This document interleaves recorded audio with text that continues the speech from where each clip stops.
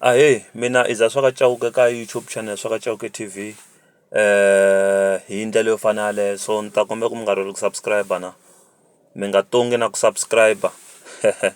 Ya, so namuntlha ni vi ni hleketa ku lava ta mi update mara ni rhanga ni mi update hi Benny Mayengani tigigi ta Benny Mayengani ta December. Ya, so ku na gig ya Benny Mayengani ma yi vona mos, ku na gig ya ti-3 ta December ku ta ku ri Saturday. Ya, hi ndlela yo fana na yaleyo.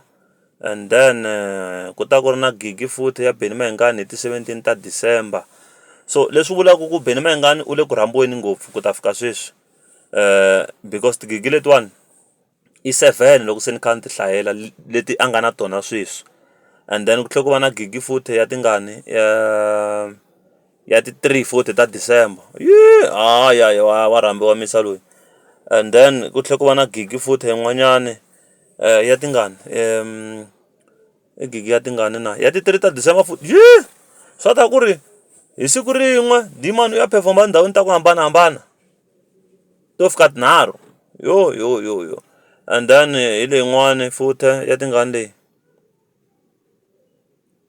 Ya, hi ndlela yo fana na yaleyo a ni yi voni ya ti-17 ta December ya. Va ka hina wa rhambiwa misa loyi.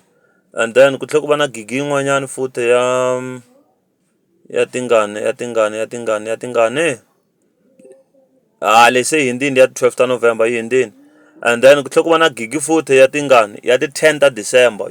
Va ka hina wa rhambiwa misa loyi.